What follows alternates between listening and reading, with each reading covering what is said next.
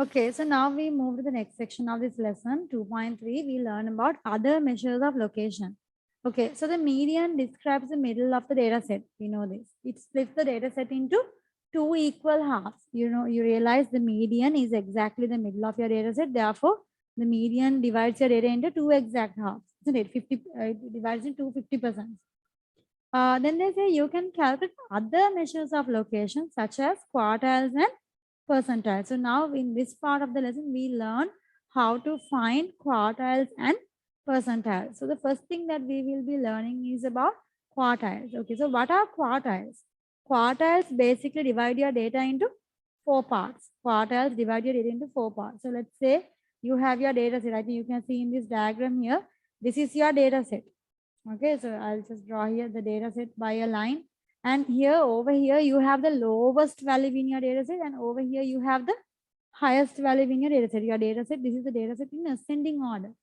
Okay, you have your data set in ascending order. Over at this end, I have the lowest data value. And on the other end, I have the highest data value. And now what we do here is, median is the value that is exactly in the middle, right?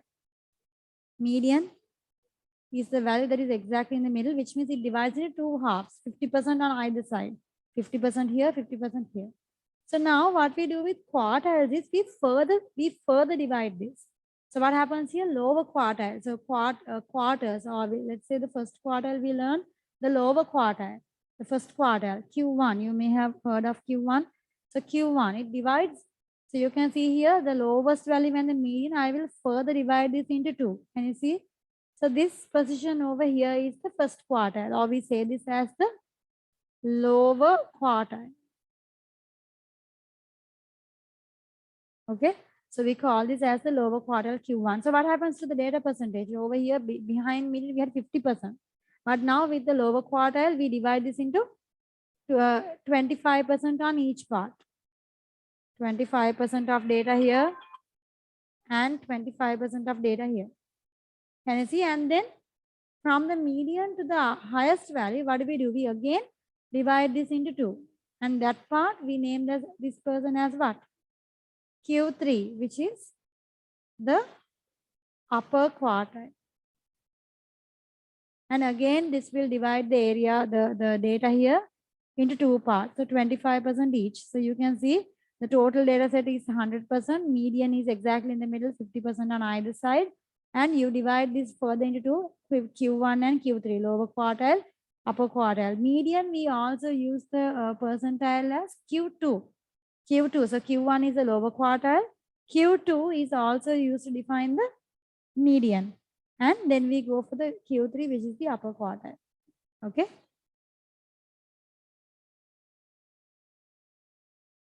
Okay, so now we identified how the lower quartile and upper quartile, how they are placed. And now we are going to learn actually how to find the lower quartile and upper quartile and the median when it comes to discrete data. Okay, so we are going to learn methods to find these measures of location for discrete data separately, and we will learn how to find the measures of location for continuous data separately. Okay, so first we'll write the topic discrete data.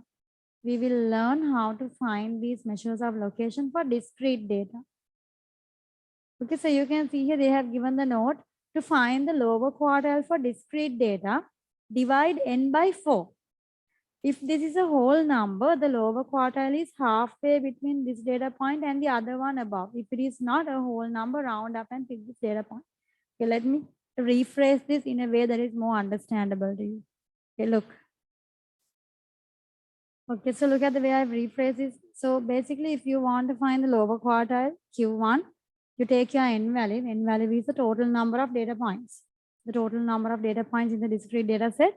And you divide it by 4. You divide it by 4. So when you divide by 4, there are two possibilities. What are the two possibilities?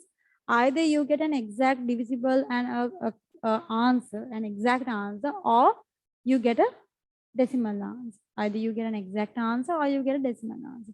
So if this is an exact whole number, if this is a whole number, take the midpoint of this term. Now, when you divide this, you get the term number. So you take, now if you get exactly a term answer, let's say you divide n divide by 4, you got 10. So if you got 10, then you take the midpoint of the 10th term and the term above 11th term. Take the midpoint of 10th term and 11th term. That's what they say here. I will do this with an example. But if you get a decimal answer, what if you get a decimal answer? So they say if the answer is a decimal, round the number up. Up means it doesn't mean to go to the closest number. It doesn't mean that you go to the closest whole number. No, it's always you go to the higher digit. You always go to the higher digit. So let's say you got, if you got 4.5, then we normally go for the fifth one. But even if you get 4.4, you still go for the fifth term. So round the number up. That's why I have put this up. Okay, so always you go to the higher term and pick the corresponding term. So this is the rule that you're going to use to actually find Q1. The same rule you'll be applying for median Q2. Median is what? N divided by, when it comes to median, the only difference is the equation. Median will be what? N divided by 2. We will be using N divided by 2, not N plus 1 divided by 2. We will be using definitely N divided by 2. And again, the same rules are applied, these two. And Q3 will be, what is Q3? Q3 will be, so this rule applies for Q1, Q2, and Q3. Okay, so this is extremely important that you understand that we use, you have to use the correct equation for the correct quartile.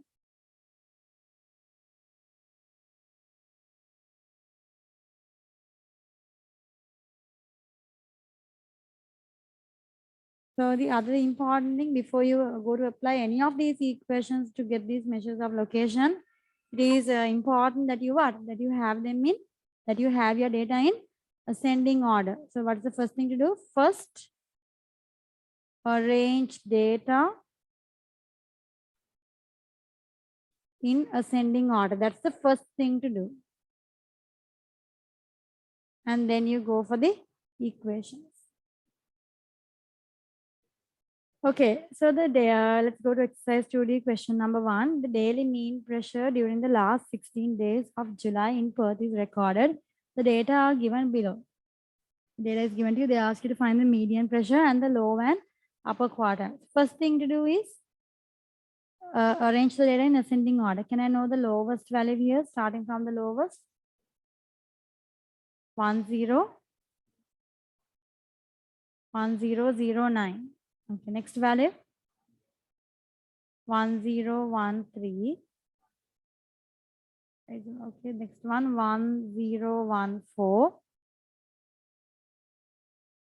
1017 thrice. 1017 thrice.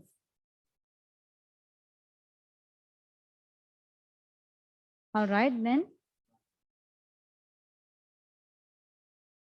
1018. 1017 thrice, then 1018. 1019.